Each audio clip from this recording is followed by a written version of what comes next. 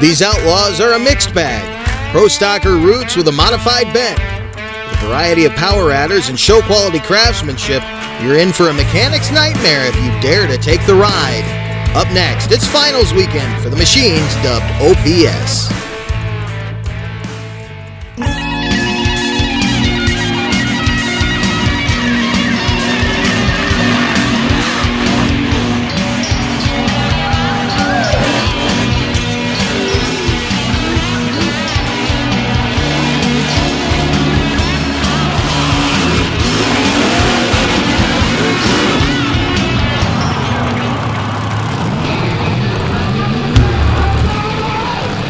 Welcome to the beginning of the end for 2023 MRA Finals Weekend on the 2023 Championship Series. And as always, we begin our coverage with the Outlaw Pro Stock Division, and this thing is not guaranteed still within the ranks of the top 5. And a quick look at the points will show you 4 of the top 5 have a sight on the 2023 title in the class. Wayne Bonneker leading Jesse Brown by 10 points into this last event, and Brown only 20 points up on Jeremy Hauser. Then you see Clayton Olcott, 30 points back from him. Randy George trying to move up in that top 5, has a very wide outside shot at getting maybe into the number 2 position. But that top 4 right now, it's anybody's ball game. And here is a guy who may be making the most important pass of his entire 2023 MRA season, that being Jesse Brown out of Waverly, Tennessee, in loose cannon alongside Casey Lawyer out of Mount Carroll, Illinois, in strategic attack. The 36 Chevrolet. Hyperactive machine right there with the 712 VZ power plant. Big block Chevrolet controlled by a Holley Dominator carburetor system. Alongside, as we said, Brown with the 815 cubic inch big block Chevrolet with 1 kit of nitrous. And you saw Casey Lawyer purging the nitrous here as the sun sets behind the mountains here in the upper Merrimack region. Ready to go. First pass of the evening. We know this track has a record in it yet. 2.60 for Brown to open the class with the lead at 288 for Lawyer. Track record for 200 feet, by the way, is still the 2012 record set down in Cobbtown, Georgia by Chad Wren at 246. But those were two very good runs. You can see a little movement over here on this right side closest to our camera. Lawyer fighting it just a little bit in the lane. I'm not sure how Brown looked as he came to kind of an abrupt halt there in the shutdown area. He got bogged down in that loam. You can see him locking it up there. He took a bit of a ride down through shutdown here at the upper Merrimack Dirt Drags. One more look at it. Keep your eye on Brown. Gets rocked and rolled a little bit right here. Both of them making a move. Brown getting the rear end up off the ground when he came across the timing lights there out of the more moist dirt into that silt. Jamie Suter now rolls out. 65 Chevrolet out of Woodlawn, Tennessee, alongside Greg Booker.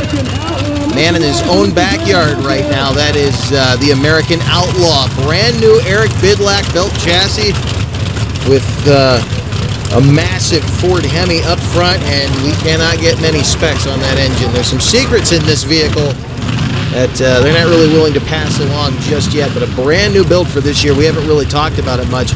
Didn't make the whole series. That's hurting him a little bit right now. I think he would be right up here in this top 4 or 5 had he been able to run the entire series. Jamie Suter here nearest the camera, running the 872 cubic inch Rare and Morrison power plant with the SpeedTech 4-stage nitrous system. Second pairing of the evening now, ready to go. Big problems for both of those guys. Suter lights the candles and takes off to the right. Looks like Booker did the same thing. Neither of those times going to get him to the top. In fact, Booker's will just wash right now into the 9s right there, and that was just to save the truck. Didn't eat the clocks, though, so we don't have to reset anything, thank goodness, because we have definitely had to do some track work at this facility before, as there is a lot of bite in this Show Me State soil, and sometimes be a little bit too much bite. We'll send you left and right now. Randy George out of Franklin, Georgia, the George Farms Jeep. A lot of history in that team as he rolls in a new machine for them. That chassis used to belong to Sean Lobby. I don't know that he ever actually sent that particular Jeep down the track, but now the George family has it, making a nice piece out of it as he was up in the top 5 as you saw. And Wayne Bonacker, a guy who right now needs to make a move on Jesse Brown. Uncle Wayne's got a shot at number 1 if he plays his cards right here, but you just saw what happened to Jamie Suter in this lane. Hopefully we won't see that again right now as he stages alongside one of the legendary families in mud racing, the George family, as they formerly owned the Deer Creek Motorsports Park. Let's see, can anybody outrun Jesse Brown?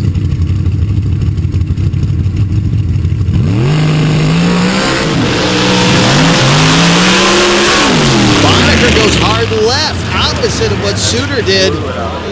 George going to pull a 2.61 out of that. He gets close to Brown, but not enough. The 3.30, not even close to what Wayne Bonacker was looking for, and he will have one more shot to try to better Jesse Brown. You can see the torque of that thing pulling him to the left when he picked up the front end, and it looks like he dug in so hard that when the wheelie bar touched down, it actually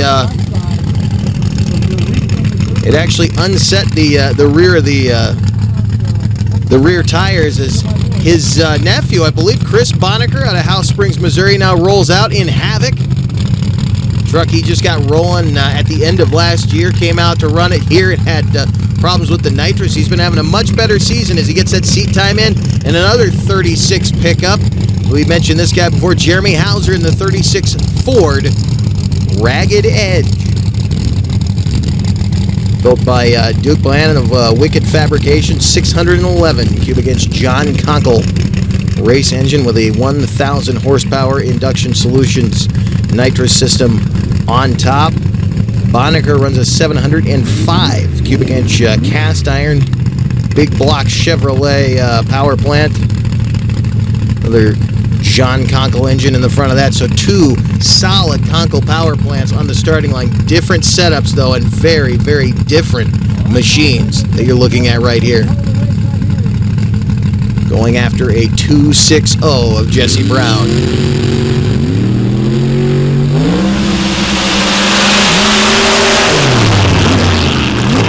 Awesome run for Bonacker, awesome run for Hauser, but still not enough.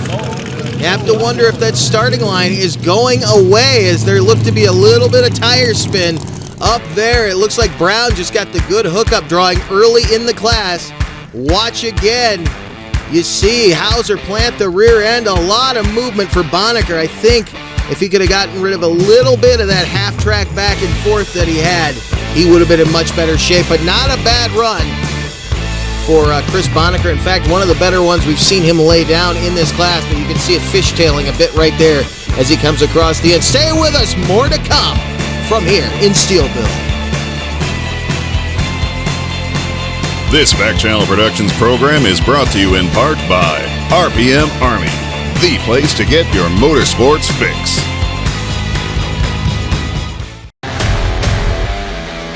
The world-famous C60 Cyclops. The infamous Dodge Carryall, unnamed and untamed. Get yourself a one-of-a-kind toy of a mudbogger turned monster truck at freedomracingnt.com.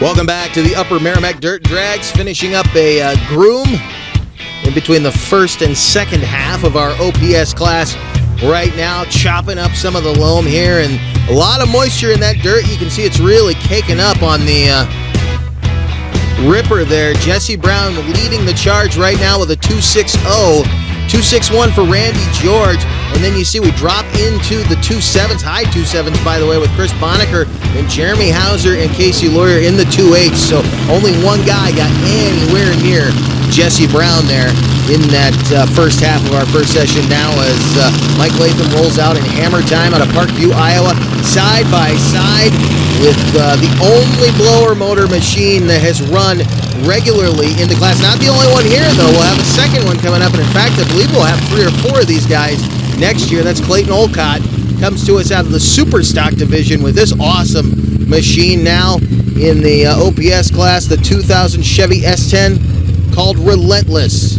572 cubic inch Chevrolet engine with a 1471 high helix blower up on top. Lines up against a 632 big block Chevrolet in Latham's Hammer Time. Latham away quick, not a bad run for what's normally an underdog machine. 296 for Latham with a little trouble, 269 for Olcott, so our third 2.6 of the evening, and it was out of that far lane. I would say right now that's the place to be. All of our 2.6s have come out of that left-hand lane. Olcott showing the blower can get it done over the bigger cubic inches, even with this kind of a shorter wheelbase class. Now a brand new machine in the class. Here comes Rick George. Foolish Pleasure, racing in the dirt-built Bronco. 864 cubic inch rear and Morrison power plant with a 4-stage nitrous system. Machine tuned by the one and only Shane Olrogi.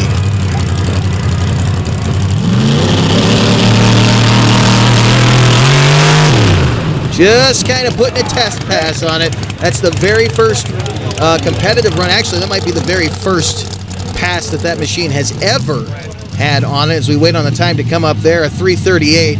Knew he wasn't going to get into the top 5 with that run, but he wanted to use that as a test bed. We'll see if Rick comes back with anything better for session 2, or if he uses it as another test bed, because that machine is one I guarantee you is looking to scare some of the top guns here in 2024 as we get ready for our next machine to roll out. You see the guys taking a look there at the starting line dirt. Just past the clocks, here comes Chris Moses. It's a 2000 Chevy S10 out of Davenport, Iowa. And again, this is the second time we've gotten a look at him, and he either just shredded the drivetrain or he just shelled a transmission. I don't believe it was the drivetrain, because the thing still appears to have some bite to it right now. He may have just hurt something in the transmission.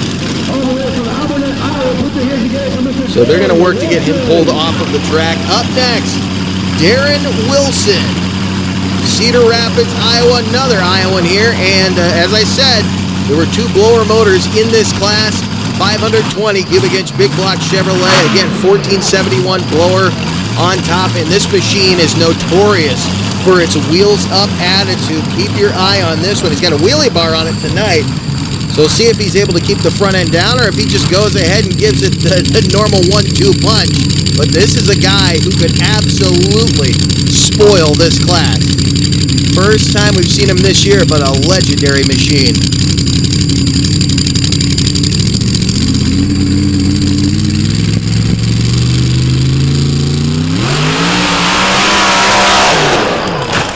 Broken wheelie bar, big time trouble for Wilson. Mangles the chassis. You can see the crew running over. Wilson hanging inside. Okay, get the thumbs up. Actually, you can hear on our mics, just faintly in the background, you can hear Wilson yelling, "I'm okay." Right now they're trying to get the power shut off, and it looks like the back of the chassis actually wrapped itself around the power switch there. Kind of delayed that shutdown, but he gave him the thumbs up. Right now they've got fire bottles and a few other things down there just to make sure that nothing sets ablaze as they work to extricate him from that mangled pickup, or what was a pickup. You can see the wheelie bar broke. I don't know, about half track. I thought it was around 60 feet, but it was really about half track. The wheelie bar snaps, and when the front end whipped up, it stood up on what was left of the wheelie bar, and man, was that a violent crash. There you see Wilson out of the truck, and he's going to be feeling that a little bit later, I'm sure. That was a violent ride, but the chassis collapsing actually may have saved him a little bit of what they call racing rheumatism, as Man, good to see him out and smiling, walking around, and really good to see him walking because the legs tend to take a beating in a cartwheel like that. And look at that, he ran a 2.9. That's not bad. He did set the front end down right at the light, so he still did grab a time. We're going to see if we can get down here and get a word with him as he stands by and looks at the pieces of his wrecked dream right there. You wanted to be on TV. I didn't want to go this way, but as long as we can walk and talk about it, I guess we live and learn and just better ourselves. I felt it come up, and then I felt that wheelie bar bust, and I'm like, I got to be close to that finish line. We're not built to lift, evidently. Well, you could hear the disgust in his voice right there. That truck is done for. That is not coming back anytime soon. It really is a shame. It's a beautiful piece of equipment, but he's known for staying after it. We'll watch it again. About 60-foot mark, it looks like. It stood up right there. We're starting to really hyperextend really test the limits of that wheelie bar, and it snapped maybe right past 60 feet. Stayed in it and tripped, and he sets the front end down right at the time. Watch it from the end zone. Man. I believe that's the fuel tank that came in from outer space. It looks like a comet. That's why they do not let anybody sit near these tracks, because when these things do get out of hand, they tend to fling parts. And we got the fans back nice and far. Safety first here with the MRA. Another machine we haven't seen before. This is Colby Roberts out of Palestine, Arkansas in the Shocker.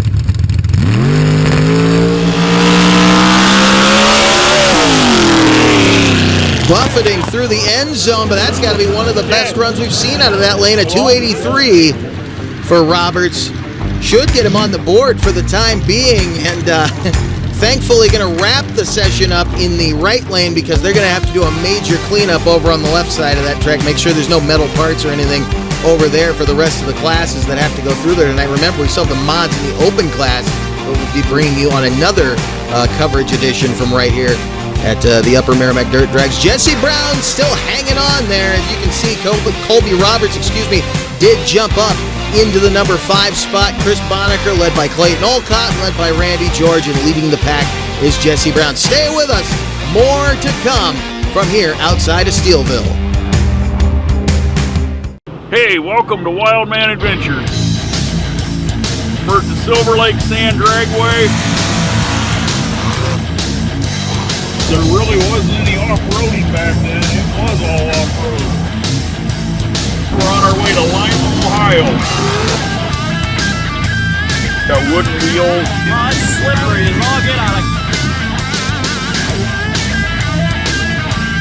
Hey, we're here with Rich Cummins. Hey, we're here with Mike Potter. Hey, we're here with Alan Pizzo. Gotta check it out.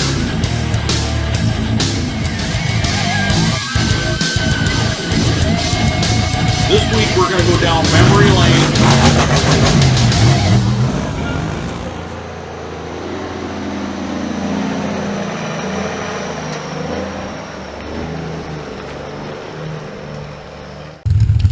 Got that little groom done, and you can see Colby Roberts back on the starting line. The Arkansas-based Shocker. Altered Jeep, awesome looking machine. Don't know much about it.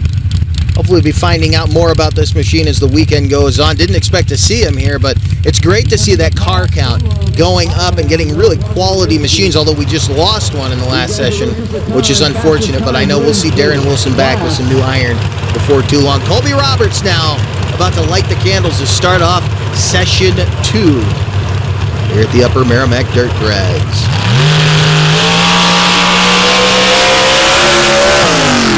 Ran a 283 in the last one. Boy, he's getting bucked around there in the shutdown area. Same thing that happened to Jesse Brown, a 287. Not going to better his own time, but laid down his shot. So there's still horsepower to be had over there on that side of the track, but unfortunately not going to be enough to get him higher in the higher on the board than he already was. Just looking back at the times real quick, the 283 with a 5 that he ran in the previous session, solid run, and that'll hopefully keep him there in that top 5, although I have a feeling things are going to speed up as they did put a nice hard groom on this track now as Rick George comes back to the line in this brand new Ford Bronco, racing in the dirt-built machine. Let's see if he has any more for this track. Made a test pass in the first session.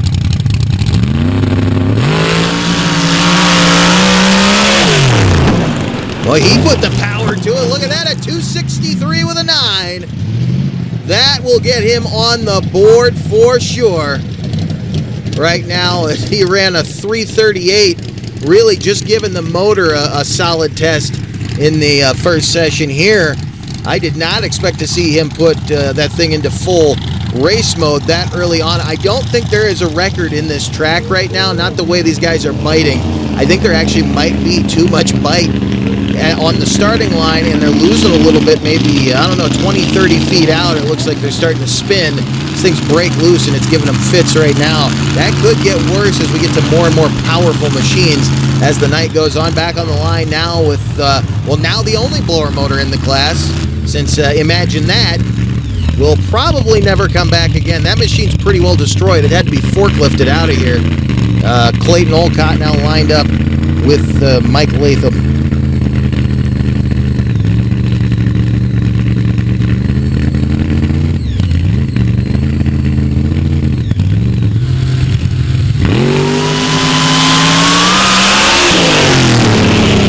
That was an awesome run for Olcott. What was the time? 2:60 with a 6. That should put him into second place because it was a 2:6:00 for Jesse Brown. So they're closing in on him. Trying to find that horsepower, and he found just a little bit more. We're going to put the mid-session groom on the track. Bring our last few out for the evening in the OPS class, and when we come back, we will find out if Wayne Bonacker can stay on top of this thing or if Jesse Brown is closing in for sure on a championship. It's looking good for him right now, but he still has to sit through Uncle Wayne. Stay with us. The groom is happening. We'll be back with more.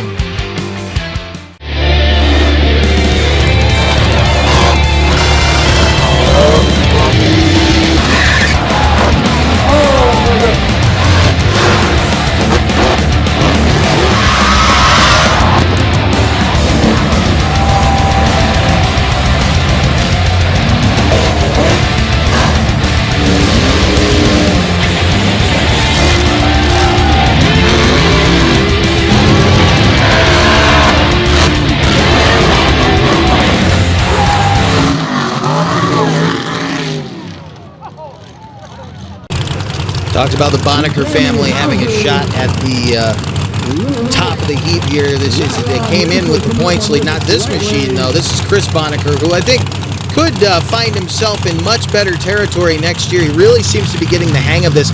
His first full season behind the wheel of one of these machines. It really came out of nowhere. He built tracks. He had an understanding of the sport, but this was the first full season. Last year, right here, was the first time he ever put a competitive pass on one of these machines, and he had his troubles, but the seat time seems to be paying off with that awesome big block Chevrolet from just down the road in House Springs, Missouri, and he lines up against a powerhouse Ford out of Monticello, Florida, the Sunshine State Ragged Edge of Jeremy Hauser, guy who came in with high hopes, and he's managed to stay up there in the points, but just hasn't had quite the season we thought he would, considering the start that he had to his OPS season.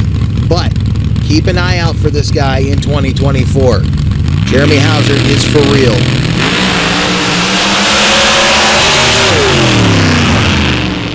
Solid pair of runs. We'll have to see where they end up. 278 and 272. Hauser looking nice and strong in that pass, as he came out of a 287 in session one. Bonacker ran a 279, so he picked up just a little bit right there. Still kind of washing on him, and not quite the fishtail, but it was walking around the rear end. And look at the back tires come off the ground when he goes from the moist dirt, that thick loam that's out here on the race surface, to that drier, dusty silt. Now, the guy who has the most to lose here tonight, Wayne Bonacker, self-inflicted from House Springs, Missouri, leading the charge coming in.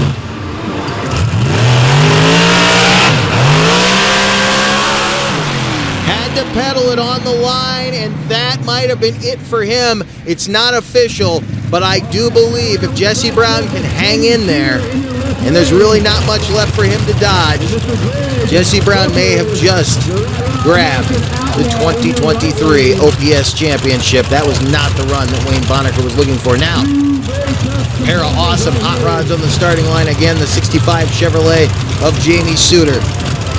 Side by side with the American Outlaw, Greg Booker, from right here in Steelville. Technically, we're in Cook Station, Missouri. We're outside of Steelville, but there's no cell service here, so we'll call it Steelville.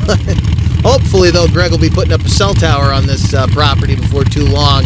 We'll be able to live stream some of this stuff to you, but awesome racing here tonight. Let's see where Booker ends up with his brand new machine, and if Jamie Suter can get the power to stick to the track in that beautiful 65 Chevrolet.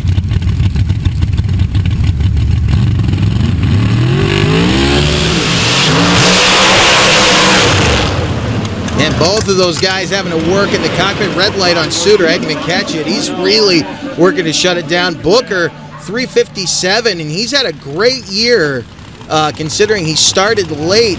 Really coming along in the Pro Stock division, but right here it's just not working for him. Hopefully he'll get the issues figured out before he goes into tomorrow's action in the Pro Stock class. But right now, the guy who just has one more bullet to dodge, and he's going to be running parallel to it, it's going to be Jesse Brown in the loose cannon alongside Casey Lawyer in strategic attack. And I do believe mathematically right now Brown has picked up the championship. We'll find out when we see the board at the end, but Lawyer purging the nitrous, a very powerful machine.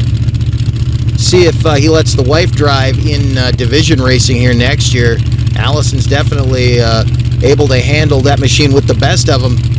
Casey on the line beside Brown. Can Jesse Brown hang on to the top spot here in Steelville?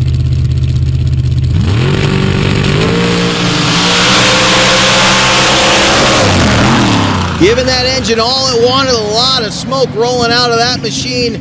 Didn't beat his time, but he didn't need to. He will hang on to take the win here in Steelville, and I do believe, as I said, that will mathematically give him the championship. Here you see the final standings. You had to be in the 2-6 range, really, to make an impact at this OPS final for 2023. Those were the last runs these guys are going to put on these machines for this year in this series. Now, the season points come out this way. Jesse Brown takes the #1 spot. Jeremy Hauser was just that close. Wayne Bonnaker, Clayton Olcott, Casey Lawyer round out the top 5. And for the first time, we're going to show you the second half of the top 10, 6-10. Randy George, impressive this year in a brand new machine. Greg Booker, Kelby Ladner, and Todd Hackney, the last two who did not run here in this class this weekend, stayed impressively in the top 10. We have more coming for you with the Mods in the Open class. Don't miss it. We will see you then. We leave you with highlights of Jesse Brown's 2023 season.